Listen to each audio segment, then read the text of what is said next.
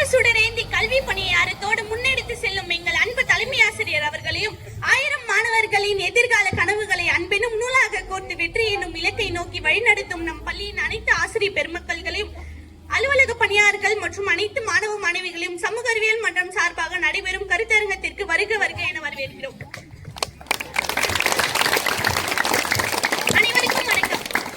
மண்ணெல்லாம் பக்தி மனம் வீசும் தலம், பின்னை தொடும் கோபுரங்கள் நிறைந்த களம், கண்ணார கண்டு தொழும் அக்னி மலை, நம் வினையாவும் தீர்க்கும் திருவண்ணாமலை, சாத்தனூர் அணை தந்த பசுமை பயிர், வந்தாரை வாழ வைக்கும் ஆன்மீக உயிர், கிரிவல பாதையிலே கோடான கோடி இறைவனை தேடியே வருவார்கள் ஓடி, ரமணன் வாழ்ந்த அமைதி பூமி, நெஞ்சில் தூய்மை தரும் தெய்வீக சுவாமி, காத்தவிழும் மலைநகரை பெருமையை பாட வார்த்தைகள் போதவில்லை வையகம் போற்று.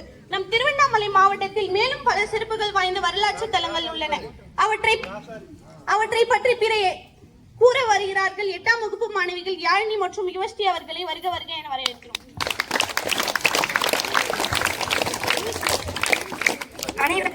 என் பெயர் யாழினி. நான் 8ஆம் வகுப்பு பயில்கிறேன். நான் இப்போது திருவண்ணாமலையில் உள்ள சிறப்பம்சங்களை பற்றி பேச வந்துள்ளேன்.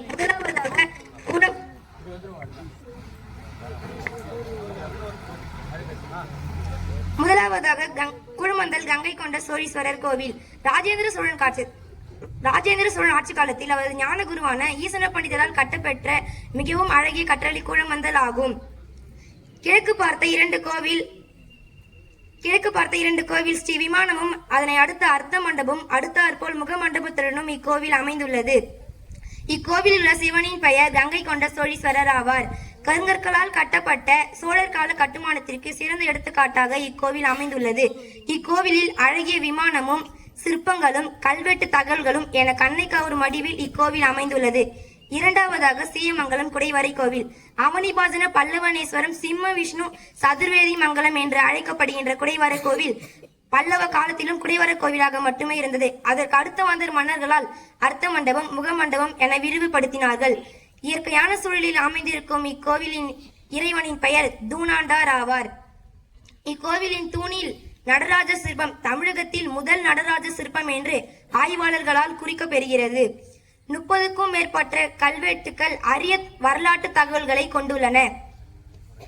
மூன்றாவதாக கணிக்கிழுப்பை புத்தர். வெம்பாக்கம் கணிக்கிழுப்பை கிராமத்தில் அமைந்துள்ள பிள்ளையார் கோவிலில் 10ஆம் நூற்றாண்டை சேர்ந்த புத்தர் சிலை ஒன்று அமைந்துள்ளது. இச்சிலை அமைந்துள்ள கோவிலின் எதிரே 14ஆம் நூற்றாண்டை சேர்ந்த புத்தஸ்ரீ என்ற புத்த ஸ்தூபி ஒன்று அமைந்துள்ளது. இவ்வூரில் புத்த மதம் இருந்தமைக்கான சான்றாக இவை திகழ்கின்றன. நான்காவதாக பிரம்மதேசம் சந்திர மௌலீஸ்வரர்.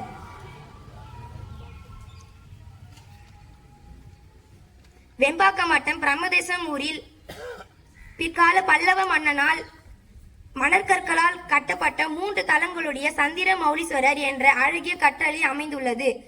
இவ்வூரில் செயல்பட்ட மடங்கள் விழாக்கள் என பல அரிய தகவல்களை இக்கோயிலில் உள்ள 90க்கும் மேற்பட்ட கல்வெட்டு தகவல்களால் அறியலாம். நன்றி.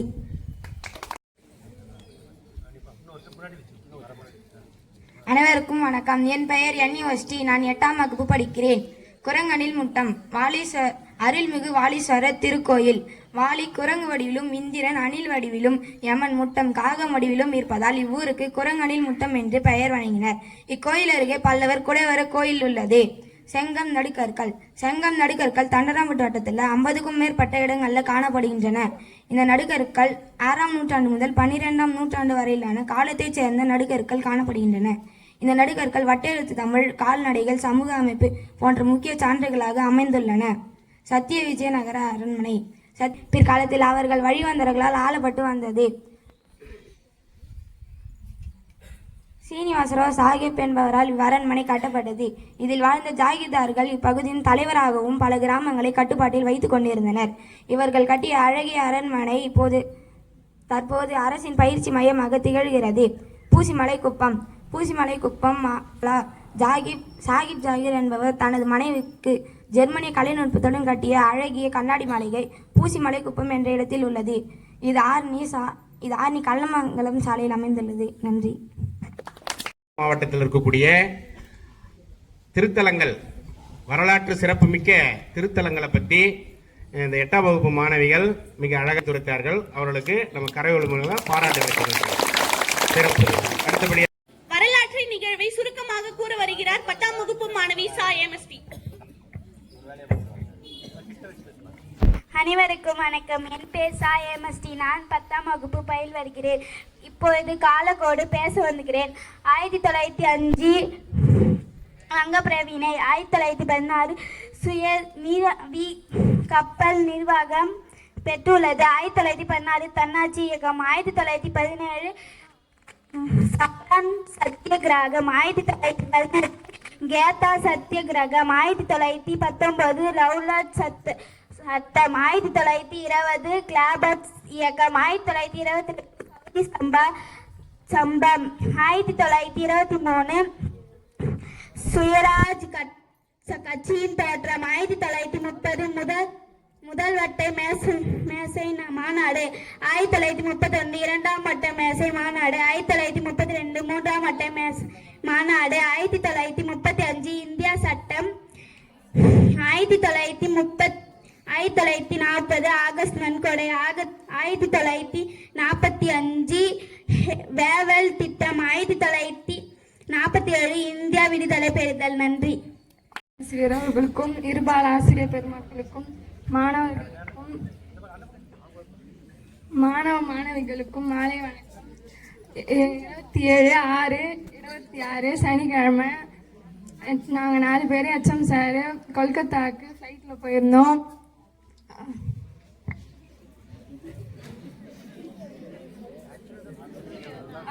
காலையில் 4:15க்கு மாங்கால்குட் ரோட்டுக்கு சார் காரில் ஃப்ளைட்டுக்கு ஏர்போர்ட்டுக்கு போயிருந்தோம்.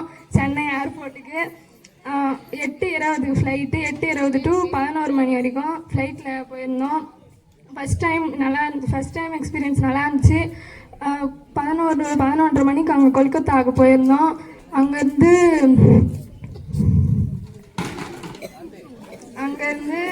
சார் ஏதோ தெரிஞ்சவங்க காரில் போயிருந்தோம். அதுக்கப்புறம் ஃபஸ்ட்டு பிர்லா மியூசியம் ஒரு மியூசியம் போயிருந்தோம். அங்கே சயின்ஸ் சம்மந்தப்பட்டதெல்லாம் நிறைய பார்த்தோம். அதுக்கப்புறம் லஞ்ச் முடிச்சுட்டு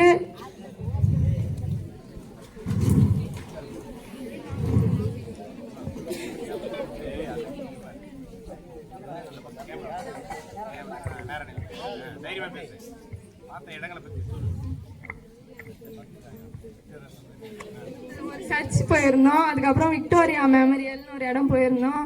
அதுக்கப்புறம் இந்தியன் மியூசியம் போனோம். அது வந்து ரொம்ப பழமையானது. 1814 அப்போது கட்டினதுன்னு சார் சொன்னார்.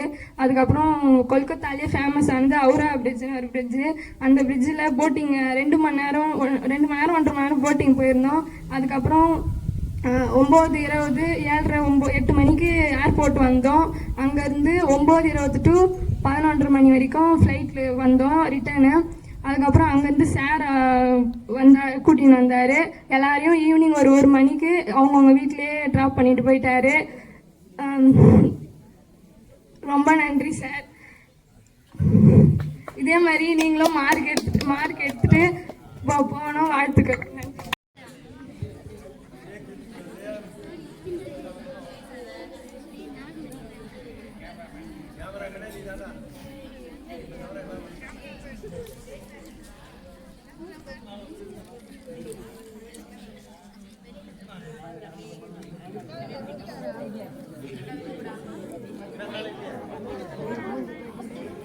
ஆசிரியர் அவர்களுக்கும் வணக்கம்.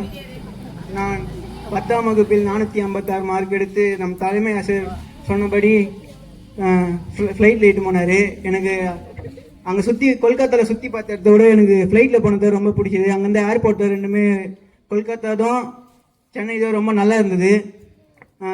அந்த கொல்கத்தாவை சுற்றி பார்க்கறதோட சென்னை ஏர்போர்ட்டே நல்லா தான் இருந்தது. அதையே சுற்றி பார்த்துருக்கலாம். தலைமை ஆசிரியர்களுக்கு ரொம்ப நன்றி. அதுக்கப்புறம் எங்களுக்கு சொல்லிக் கொடுத்த ஆசிரியர் பெருமளுக்கு ரொம்ப நன்றி. பாராட்டுகள்.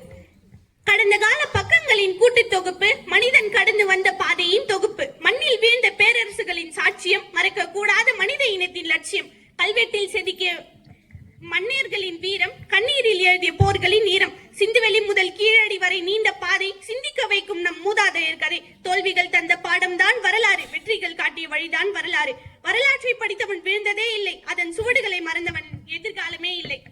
இவ்வாறு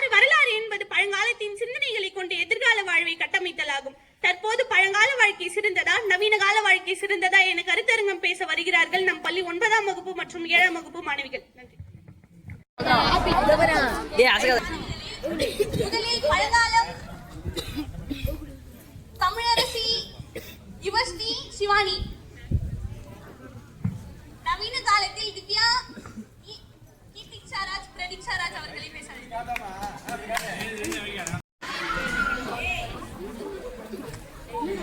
அவையின் தலைவரே, அருமையின் நடுவரே, எதிர்வரிசையில் உட்கார்ந்திருக்கும் அறிவியல் புலிக்குட்டிகளே மற்றும் என் இனிய தமிழ் நெஞ்சங்களே, அனைவருக்கும் என் அன்பான வணக்கத்தை தெரிவித்துக் கொள்கிறேன். நடுவர் அவர்களே, முதல்ல ஒரு விஷயத்தை நான் சொல்ல விரும்புகிறேன். நவீன காலம் தான் பெஸ்ட்னு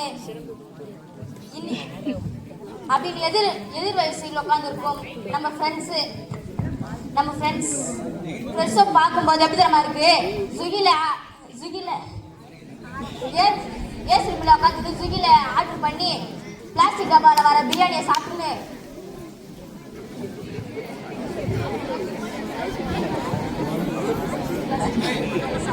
ஆஹா, என்ன ஒரு நவீன கால வாழ்க்கை. நடுவர்களே, பழங்காலத்திலோ குருகுல கல்வி மாணவர்கள் ஒழுக்கம், நேர்மை, மரியாதையுடன் நடந்து கொண்டனர். மேலும் ஆசிரியர்களுக்கு சேவையும் செய்து வந்தனர். ஆனா நவீன காலத்தில் மரியாதை ஒன்று தெரியவில்லை. மரியாதை தெரிவினா கூட பரவாயில்ல நடுவர்களே. ஆசிரியர்களை மண்டை அடித்து வடித்த பல மாணவர்கள் பல தலைப்பு செய்ய நீங்களும் பார்த்திருப்பீர்கள். நவீன கால முன்னேற்றம் என்று சொன்னாலும் கல்வியில் ஆன்லைன் கேம் பார்த்துட்டு புதுசா ஒரு கேம் ஃப்ரீ ஃபயர் பார்த்து அதை சுரா யார சொல்றான்னு கேட்டா கேம்ன்றாங்க நடுவர்களே. இது என்ன நியாயம் இருக்கு நடுவர்களே?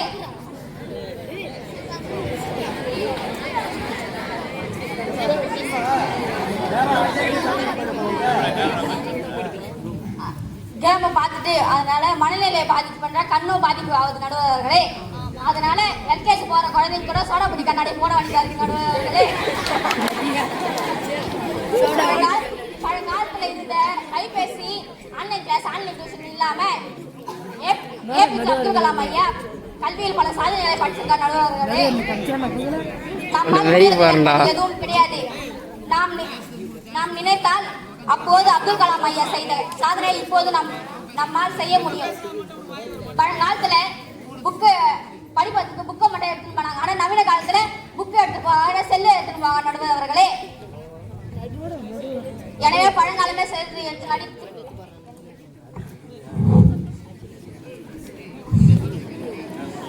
என் உரையை முடித்துக் கொள்கிறேன். நன்றி. பழங்காலத்தை பற்றியும் நவீன காலத்தை பற்றி இருக்கக்கூடிய ரெண்டுக்கும் உள்ள வேறுபாடுகள், நிகழ்வுகள், சமுதாயத்தில் இருக்கக்கூடிய செயல்பாடுகள் அத்தனையுமே விளக்குவதற்காக பல்வேறு கருத்துக்களை இங்கே பகிர்ந்து கொள்ள வந்திருக்கிறார்கள். அந்த வகையில தமிழரசி அவங்களுடைய கருத்துக்களை பகிரங்கமா தெரிவிச்சிருக்காங்க.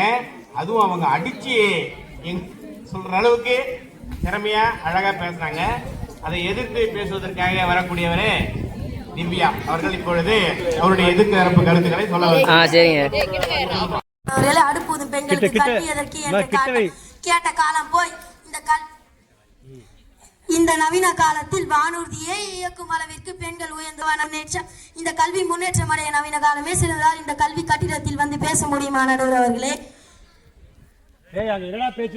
பழங்காலத்தில் பெண்கள் வீட்டை பார்த்துப்பதற்கு மட்டும்தான், ஆனால் நவீன காலத்தில் பெண்களுக்கே முதலிடம் என்று கூறிய நவீன காலம் எங்கு? ஆனால் பழங்காலத்தில் பெண்கள் வீட்டை பார்த்துப்பதற்கு மட்டும் என்று கூறிய பழங்காலம் எங்கு நடுவர் அவர்களே? பழங்காலத்தில் கல்வி என்பது அனைவருக்கும் எட்டாக்கனியாக இருந்தது. ஆனால் நவீன காலத்தில் கட்டாய கல்வி, குழந்தைகள் கட்டாயமாக கல்வி கற்க வேண்டும் என பல கல்வி சட்டங்களை நாங்கள் கொண்டு வந்துள்ளோம். எனவே நவீன காலம்தான் சிறந்தது. ஆனால் பழங்காலத்தில் 10 கிராமத்திற்கு ஒரு அரசு பள்ளி தான் இருந்தது. ஆனால் நவீன காலத்தில் ஒரு கிராமத்திற்கு ஒரு அரசு பள்ளி உள்ளது. நவீன காலத்தில் கல்லூரி மற்றும் மேல் படிப்பை பயில இக்கால இளைஞர்கள் முன்னேறியுள்ளார்கள். முற்காலத்தில் சாதாரண காய்ச்சல் மற்றும் தொற்று நோய்களால் மக்கள் இறந்தனர். ஆனால் நவீன காலத்தில் தடுப்பூசிகள் மற்றும் அதிநவீன சிகிச்சைகளின் மூலம் மனிதர்களின் ஆயுட்காலத்தை 2 மடங்கு ஆக்கியுள்ளார்கள். அதேபோல் நமக்கு அதிக நேரமும் கிடைக்கிறது. அறிவியலின் கண்டுபிடிப்புகளின் மூலம் மனிதர்களின் வேலையும் குறைத்து வாழ்க்கையை எளிமையாக்குகிறது. பண்டைய காலங்களில் பெண்கள் வீட்டுக்குள்ளே முடங்கியிருந்தார்கள். இன்று நவீன கல்வியும் சமத்துவமும் பெண்களின் முன்னேற்றத்தை அதிகப்படுத்தியுள்ளது. அறிவியல், வணிகம் மற்றும் ஆட்சி துறைகளிலும் தலைமையேற்க அனுமதிக்கின்றன. சமூக சுதந்திரத்தை பெற்று விண்வெளி வரை தாங்கள் கொடியை நாட்டியுள்ளார்கள் பெண்கள். பழங்காலத்தில் பெண்களுக்கு சுதந்திரம் இல்லாமல், சொத்துரிமை இல்லாமல், உடன்கட்டணை ஏறுதல் என பல வகை நிலையில் இருந்தனர். ஆனால் நவீன காலத்தில் சொத்தில் சம உரிமை என பல வகை மாற்றங்களை கொண்டுள்ளது நவீன காலம். நவீன காலத்தில் குழந்தைகளின் படிப்பிற்கு, குழந்தைகளின் பாதுகாப்பிற்கு 10, 9, 8 என்ற கைபேசி எண் இருக்கிறது. ஆனால் பழங்காலத்தில் அப்படி இருந்தவர்களே சிங்கப்பெண் படை, சிறப்பு பெண் படை என்று மேலும் நவீன காலம் முன்னேற்றம் அடைந்துள்ளது. ஆங்கிலேயர்கள், பிரிட்டிஷ்காரர்கள் என பல வகை ஊர்களிலிருந்து, வெளிநாடுகளில் இருந்து இந்தியாவிற்கு வந்து இந்தியாவை அடிமைப்படுத்தியுள்ளார்கள். ஆனால் நவீன காலத்தில் இங்கு வந்து இதே போல் பண்ண முடியுமா நடுவர்களே? சிங்கப்பெண் படை, ராணுவ படை என பல வகை படைகளை நவீன காலம் முன்னேற்றியுள்ளது. எனவே நவீன காலம் தான் சிறந்தது என்று அழைத்து கூறுகிறேன் நடுவர்களே. சமீப நவீன காலத்தில் இருக்கக்கூடிய செயல்பாடுகளை இங்க ஒன்னொன்னாக அவங்க தெளிவுபடுத்தி இவங்களுடைய கருத்துக்களை அடுத்து பேச அடுத்தது வரக்கூடியது வந்திருக்காங்க. அனைவருக்கும் வணக்கம். பழங்காலத்து மாலை நேரத்தில் தெருவில் உள்ள அனைத்து குழந்தைகளும் ஒன்றாக விளையாடியதால் விட்டுக் கொடுக்கும் மனப்பான்மையும் நட்பும் சிறு வயதிலே வளர்ந்த நடுவர் அவர்களே. பழங்காலத்தில் கபடி, கிட்டிப்பூல், பல்லாங்குழி போன்ற விளையாட்டுகள் குழந்தைகளின் உடல் மற்றும் மூளை வளர்ச்சியை இயற்கையாகவே தூண்டின நடுவர் அவர்களே. பழங்காலத்தில் கேம்ஸ் அப்படிலாம் இல்லை. ஆனால் இந்த நவீன காலத்தில் assignment, homework, class work, online class, special class, tuition, rank இப்படி மூச்சு விடாத அளவுக்கு சொல்லிட்டே போகலாம் நடுவர் அவர்களே. இவ்வளோ ஒர்க்லாம் கொடுத்து சின்ன சின்ன குழந்தைக்கு கூட மன அழுத்தம் வருது நடுவர் அவர்களே. குழந்தைகளின் விளையாட்டுகளின் ஈடுபாடு குறைந்து காணப்படுகிறது. குழந்தைகளின் எதிர்கால ஆரோக்கியமும் மனபலமும் கேள்விக்குறியாகின்றன நடுவர் அவர்கள். தற்போதுள்ள நவீன காலம் குழந்தைகளை இயந்திரமயமாக பழகுகின்றன நடுவர்களே. எனவே பழங்காலமே சிறந்தது என்று தீர்ப்பு அளிக்குமாறு பணிவுடன் கேட்டுக்கொண்டு எனது உரையை முடித்துக் கொள்கிறேன். விளையாட்டுகளை காட்டிலும் பழங்காலத்தில் இருந்த விளையாட்டுகள் ஆரோக்கியமானதுன்றத அவங்க தெளிவுபடுத்திருக்காங்க. அதை மறுத்து பேசுவதற்காக பழங்காலத்துல பல நோய்களுக்கு மருந்தே கண்டுபிடிக்காம பல மனிதர்கள் உயிர்ந்தனர். ஆனால் நவீன காலத்துல பாருங்க, அதிக மருத்துவ வளர்ச்சி பெற்று இருக்கு. நடுவர்களே, நீங்களே பார்த்திருப்பீங்க, பல ஊர்களில் நடமாடும் மருத்துவம், வீடு தேடி மருத்துவம் என பல வசதி மருத்துவ வளர்ச்சி பெற்றிருக்கு. ஐயா, பழங்காலத்துல இறப்பு விகிதத்தை குறைக்க முடிஞ்சதா ஐயா? ஆனா நவீன காலத்துல பாருங்க, இறப்பு விகிதத்தை குறைக்க முடிஞ்சது ஐயா. ஐயா, பழங்காலத்துல TNPSC, NMMS, ட்ரஸ்ட் அப்படி போன்ற போட்டித் தேர்வுகள்லாம் இருந்ததா ஐயா? ஐயா, குழந்தைகள் பள்ளியில் படிப்பது மட்டும் இல்லாமல் நூலகம் போகிறாங்க ஐயா. நூலகம் எதற்கு ஐயா? பள்ளியில் படிப்பது மட்டும் இல்லாமல் அறிவுபூர்வமான சிந்தனைகள் வளர்கிறது ஐயா. ஐயா, பழங்காலத்தில் நூலகம்னு ஒன்று இருந்ததா ஐயா?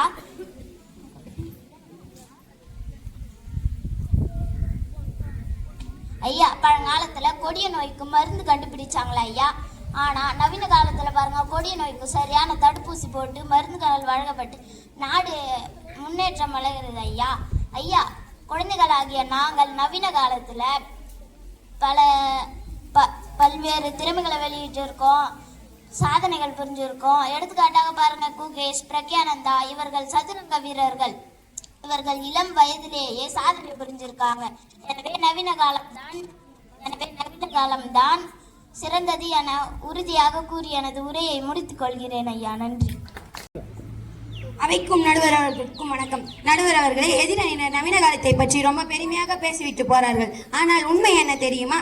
அன்று பழங்காலத்தில் நம் தாத்தா காலத்தில் பழைய சோற்றில் தண்ணீரை ஊற்றி 4 வெங்காயத்தை சாப்பிட்டு விட்டு வயலுக்கு கிளம்பினார்கள். அதனால் 90 வயதிலும் ஓடும் தொடர் வண்டியை எட்டி பிடித்தார்கள் நடுவர் அவர்களே.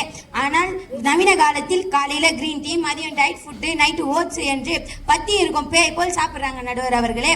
ஆனால் வீட்டில் ஒரு 10 கிலோ அரிசி மூட்டையை தூக்க சொன்னா இடுப்பு டொக்குன்னு பிடிச்சிக்குது நடுவர் அவர்களே. இதுவா நவீன காலத்தின் முன்னேற்றம்? பழங்காலத்தில் கிணற்று நீர் இழுத்து உலக்கை இடித்து மாவு அரைத்து வீட்டில் உள்ள அனைத்து வேலைகளையும் செய்து ஆரோக்கியமாக வாழ்ந்தார்கள். ஆனால் நவீன காலத்தில் ஆயிரக்கணக்காக பணத்தை செலவு செய்து ஜிம்முக்கு போறாங்க நடுவர் அவர்களே. ஆனால் வீட்டில் இருக்கிற ஒரு தண்ணி குடத்தை தூக்க சொன்னா அம்மாடி இடுப்பு பிடிச்சிட்டு நிற்கிறாங்க நடுவர் அவர்களே. இதுவா நவீன காலத்தின் முன்னேற்றம்? பழங்காலத்தில் இயற்கையாக உரம் போட்டு இயற்கையாக பயிர்களை விளைவித்து ஊட்டச்சத்து மிக்க பொருட்களாக விளைவித்தோம். ஆனால் நவீன காலத்தில் செயற்கை உரங்களை போட்டு செயற்கை உரங்களில் இருக்கும் கிருமிகள் அனைத்தும் விளைவிக்கும் பயிர்களில் போகிறது நடுவர் அவர்களே. ஊட்டச்சத்து இல்லாத உணவுகளை சாப்பிட்டாலும் பரவாயில்லை, ஆனால் இவர்கள் விளைவிக்கும் பயிர்களில் பலவிதமான நோய்கள் உருவாகின்றது நடுவர் அவர்களே. இவங்களே நோய்களை கண்டுபிடித்து மருந்துகளை கண்டுபிடிப்பார்களாம். இது நியாயமா நடுவர் அவர்களே? பழங்காலத்தில் பண்டமாற்று முறை நடைபெற்றது. பண்டமாற்று முறையில் நெல்லை கொடுத்து உப்பை வாங்கினர். அதனால் வணிகர்களுக்கும் மக்களுக்கும் ஒரு நேர்மையும் பாசமும் நிறைந்திருந்தது. ஆனால் நவீன காலத்தில் லாபம், ஜிஎஸ்டி, ஆன்லைன் ஸ்கேம்னு பல விதமான ஏமாற்று வேலைகள் நடைபெறுகிறது நடுவர் அவர்களே. பழங்காலத்துல ஆரோக்கியமான உணவுகளை சாப்பிட்டாங்க. கம்பு, கேழ்வரகு, கூழ் போன்ற உணவுகளை சாப்பிட்டு 100 வயசு தாத்தா கூட கம்பீரமா எழுந்து நடந்து போனார் நடுவர் அவர்களே. ஆனால் நவீன காலத்துல பீட்சா, பர்கர், நூடுல்ஸ் போன்ற உணவுகளை கலப்படமான உணவுகளை சாப்பிட்டு மறுநாள் காலையில உடம்பு பஞ்சர் ஆகி ஹாஸ்பிட்டல்ல போய் சேர்றாங்க நடுவர் அவர்களே. இதுவா நவீன காலத்தின் வளர்ச்சி? இதுவா நவீன காலத்தின் ஆரோக்கியம் நடுவர் அவர்களே? 100 வயது தாத்தா கூட இன்னைக்கு தெம்பா எழுந்து நடந்தாரு. ஆனா நவீன காலத்துல 20 வயசு இளைஞன் கூட 10 படி மாடி படிக்கட்டு ஏறனவனே ஆஸ்துமா நோயாளி மாதிரி மூச்சு வாங்குற நடுவர் அவர்களே. பழங்காலத்துல உணவே மருந்துன்னு சாப்பிட்டாங்க. ஆனா நவீன காலத்துல மருந்தே உணவுன்னு இருக்கிறாங்க நடுவர் அவர்களே. பழங்காலத்துல காய்ச்சல் தலைவலி வந்தா கூட வீட்டு தோட்டத்துல இருக்கிற மூலிகை செடிகளை பறிச்சு கஷாயம் போட்டு குடிச்சாங்க. ஆனா நவீன காலத்துல சாதாரண ஒரு தும்பல் வந்தா கூட கூகுள்ல சர்ச் பண்றான், இது 3rd ஸ்டேஜ் கேன்சரா இருக்குமா அப்படின்னு சொல்லிட்டு சர்ச் பண்ணி நைட் பூரா அழுது குழம்புற நடுவர் அவர்களே. இதுவா நவீன காலத்தின் அமைதி? நம் தங்கை சொன்னாங்க நாங்க நூலகத்தை கொண்டு வந்தேன்னு. ஆனா நூலகத்தில் உள்ள புத்தகங்கள் அனைத்தும் பழங்காலத்தில் எழுதப்பட்டது நடுவர் அவர்களே. பழங்காலத்தில் எழுதப்பட்டு காத்ததால் தான் இப்போது நூலகத்தில் வந்து இருக்கிறது. நாங்கள் தொழில்நுட்பத்தில் முன்னேற்றம் அடைஞ்சிருக்கோம் அப்படின்னு சொல்றாங்களே நடுவர் அவர்களே. ஆனா தொழில்நுட்பம் அவங்க கட்டுகின்ற கட்டடங்கள், பாலங்கள் அனைத்தும் 10-20 ஆண்டுகளே இடிந்து விழுகின்றன. ஆனால் பழங்காலத்தில் கட்டப்பட்ட தஞ்சை பெரிய கோவில், கரிகாலன் சோழனால் கட்டப்பட்ட கல்லணை, செட்டிநாட்டு வீடுகள் அனைத்தும் 2000 ஆண்டுகளுக்கு மேற்பட்டது. இன்றும் கம்பீரமாக நிற்கிறது நடுவர் அவர்களே. எனவே பழங்காலம் தான் சிறந்தது என்று தீர்ப்பு வழங்குமாறு பணிவுடன் கேட்டுக்கொள்கிறேன். நன்றி. சிறந்ததுன்றதுக்காக பேச வருகை தந்திருக்கிறார்கள் பிரதீஷா அவர்கள். உங்களுடைய வாதத்தை கொடுக்கலாமா? நடுவர் அவர்களே வணக்கம். ஐயா, எதிரணியினர் மொபைல் போன் மேல பழி சொல்றாங்க. பழங்காலத்துல ஒரு பையன் வெளியூருக்கு வேலைக்கு போனானா அவன் சாப்பிட்டானா சாப்பிடலையா? நவீன காலத்துல அப்படி இல்லையே. பெத்த அம்மாவுக்கு உடம்பு சரியில்லைனா கூட போனை எடுக்கிறாங்க, வாட்ஸ்அப்ல வீடியோ கால் பண்றாங்க. சரியா இருக்குதம்மா, இப்படி இருக்குதம்மான்னு சொல்லிட்டு முகத்தை பார்த்து பேசுற வசதி அந்த போன் தானுங்க ஐயா தந்தது. அதை தப்பா பயன்படுத்துற அறிவிலிகள் மேலதாங்க ஐயா தப்பு. நடுவர் அவர்களே, அன்னைக்கு 100 வயசு வரைக்கும் வாழ்ந்தாங்கன்னு சொல்றாங்களே, அப்ப ஏன் சராசரி மனிதனோட ஆயுட்காலம் வெறும் 30-40 வயசு வரைக்கும் இருந்துச்சு? அன்னைக்கு ஒரு சாதாரண வயிற்றுப்போக்கு வந்தாலே ஊரே செத்து மணிஞ்சுது. ஆனா நவீன காலத்துல நவீன மருத்துவ வசதியால தானே மனிதனோட ஆயுட்காலம் 70 வயதை தாண்டி இருக்குது. அன்னைக்கு உணவே மருந்துன்னு சொல்லி கசப்பான கஷாயத்தை குடிச்சு மூச்சை சுழிக்கிறாங்க. ஆனா நவீன காலத்துல ஆர்டரே விருந்துன்னு சொல்லி ஐஸ்கிரீம் வாங்கி சாப்பிட்றோம். அன்னைக்கு விடிய காத்தால 4 மணிக்கு ஏந்திச்சு ஆத்தங்கரையில போய் துணி துவைச்சு அம்மியில அரைச்சி அந்த பெண்களோட வாழ்க்கை சமையல் அறைக்குள்ளவே முடிஞ்சு போச்சு. அவங்களுக்கு ஆசை, லட்சியம், கனவு அப்படின்னு எதுவுமே இருக்காதாங்க ஐயா. ஆனா நவீன காலம் தந்த மிக்சியும் கிரைண்டரு வாஷிங் மிஷினும் தான் பெண்களுக்கு டைம் கொடுத்துது. அதனால தானே இன்னைக்கு அவங்க கலெக்டராகவும் ஐடி கம்பெனியில வணக்கம் தெரிவிச்சுக்கிறோம். இப்போ பழமை புதுமை, பழங்காலம் இப்போ இருக்கக்கூடிய நவீன காலம், புதுமை காலம், இது ரெண்டுத்துக்கும் பல்வேறு விஷயங்கள் இங்கே அவங்க எடுத்து சொல்லியிருக்காங்க. அதை ரொம்ப யோசிக்க வேண்டிய விஷயம். இது வந்து ரொம்ப தீர்ப்பு சொல்றது ரொம்ப கஷ்டமான ஒரு சிக்கலான ஒரு தலைப்பாக இருக்கிறது. பழங்காலத்தில் விளையாட்டுன்னு எடுத்துக்கிட்டா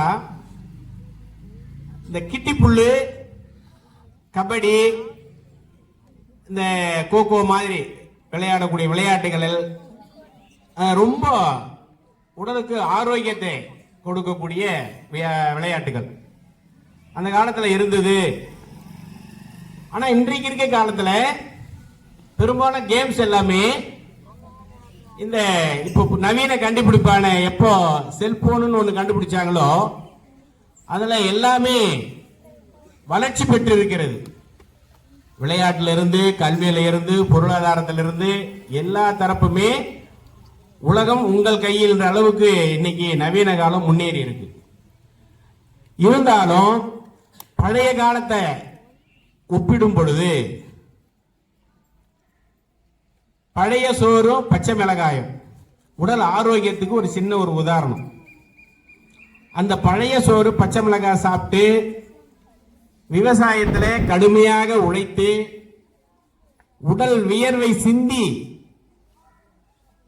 காலத்தில் நோய்கள் என்பதே கிடையாது. இன்னைக்கு 1008 நோய்கள் வந்திருக்கிறது. அந்த காலத்தில் நோய் வந்தா அந்த நோய்க்கு பேர் தெரியாது. ஊர்ல ஏதாவது ஒரு பேர் வச்சு அத வாந்தி பேதின்னு வாங்க. பொதுவா அந்த வாந்தி எதுக்கு வருது, பேதி எதுக்கு ஆகுதுன்னு தெரியாது. கால்ரான்னு வாங்க. அப்படி இருந்த காலகட்டங்கள்லாம் வேற. அதுக்கெல்லாம் தீர்வு கண்டுபிடிக்கிறதுக்கு முன்ன ஆரோக்கியம் அப்படின்ற ஒன்றால அதிகமா கிடையாது. அது நார்மல் ஆயிடும். 2 நாள் 3 நாள் அது மாதிரி இருக்கும் சிக்கல்.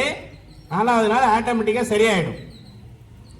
காரணம் என்னன்னா அந்த உடல் ஆரோக்கியம், அவருடைய கடுமையான உழைப்பு, அவர்கள் உண்ண இயற்கையான உணவு, இதனால அவருடைய நோய் எதிர்ப்பு சக்தி அதிகமாக இருந்தது. அதனால அவர்கள் நன்றாக வாழ்ந்தார்கள்.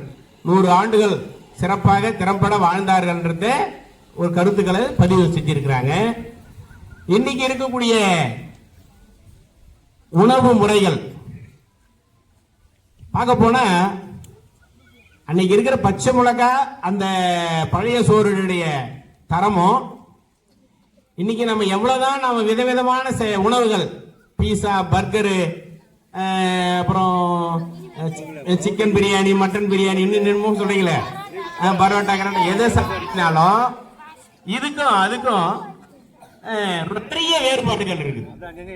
இன்னைக்கு இருக்கக்கூடிய உணவுகள் சீக்கிரமா சாப்பிடு, நிறைய சாப்பிடு, நல்லா இருக்கும் சாப்பிடு, அது அவ்வளவு உடல்ல வியாதிகள்.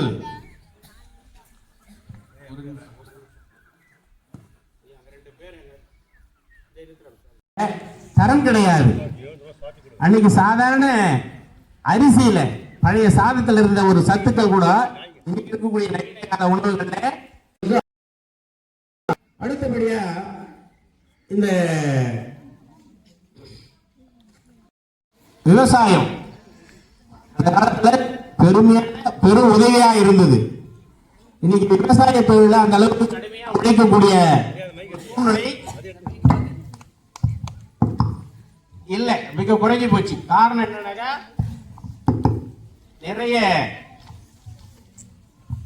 வேலை வாய்ப்பை தேடி தொழிற்சாலைகள் இன்னும் மேற்கொண்டு அதிக படித்ததன் காரணமாக உயர்ந்த பணிகளுக்கு, உயர்ந்த பதவிகளுக்கு மக்கள் எல்லாம் நகர்ப்புறங்களுக்கு சென்று விடுவதனால இங்கே விவசாயத்தில் அதிகமான ஈடுபாடு, உடல் உழைப்பு எல்லாமே குறைஞ்சி போச்சு.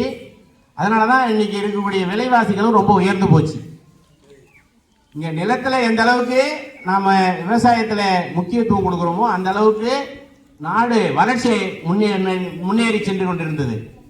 இப்போ நம்ம அதெல்லாம் கொஞ்சம் கொஞ்சமா குறைச்சிட்டு விதவிதமான உணவுகள், புதிய புதிய உணவுகள் எல்லாம் சாப்பிடும்போது நம்ம வளர்ச்சியும் சரி, நம்முடைய உடல் ஆரோக்கியமும் எல்லாமே பின்தங்கி போகிறது. அதற்கு அடுத்தபடியா நூலகத்தை பற்றி சொன்னாங்க. அந்த காலத்துல நூலகம்லாம் இருந்ததா? இந்த காலத்துல நிறைய நூலகங்கள்லாம் உருவாகிருக்குது. அதில் இன்னும் விதவிதமா நிறைய கண்டுபிடிச்சிருக்கிறோம். ஏஐ, அப்புறம் வந்து யூடியூப், அது இதெல்லாம் இருக்குது. நாங்கள் எது வேணாலும் நாங்கள் செய்கிறோம், பார்க்குறோம்.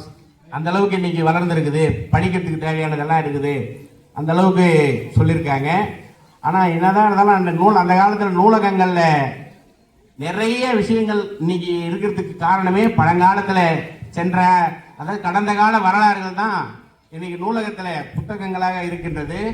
அதையெல்லாம் பயிற்சியோடு நாம் அதை அனுபவங்களை பகிர்ந்து கொண்டு புத்தகங்களாக எழுதப்பட்டு இன்னைக்கு உங்களுக்கு நீங்க படிக்கிறீங்கன்னாக்க அந்த காலத்துல அவர்கள் நடந்த ஒரு பழமொழின்னு எடுத்துக்குவோம்.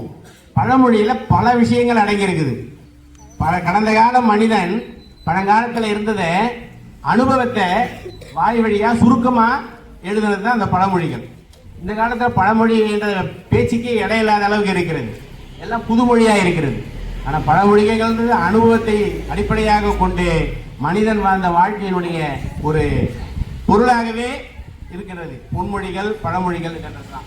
இன்னைக்கு அது மாதிரி பொன்மொழிகள் பழமொழிகள் எழுதுவதற்கு இரண்டுக்கும் வேறுபாடுகளை ஒப்பிட்டு சொல்லுகின்ற பொழுது கொஞ்சம் சிக்கலான ஒரு முடிவாகத்தான் தெரிகிறது. இருப்பினும் கடந்த கால அனுபவங்களும் ஓல்ட் இஸ் கோல்டுன்னு சொல்ற மாதிரி பழமைதான் இக்கால நவீன கருவிகளை காட்டிலும் நவீன காலத்தை காட்டிலும் பழங்காலத்தினுடைய வளர்ச்சி மிக சிறந்தது என்று கூறி இந்த தீர்ப்பினை அளித்து இடம் சாருகிறேன். நன்றி, வணக்கம். அனைத்து ஆசிரியர் பெருமக்களுக்கும் கூப்பிட்ட உடனே வந்து கலந்துகிட்ட மாணவர்களுக்கும் எனது நன்றிகள்.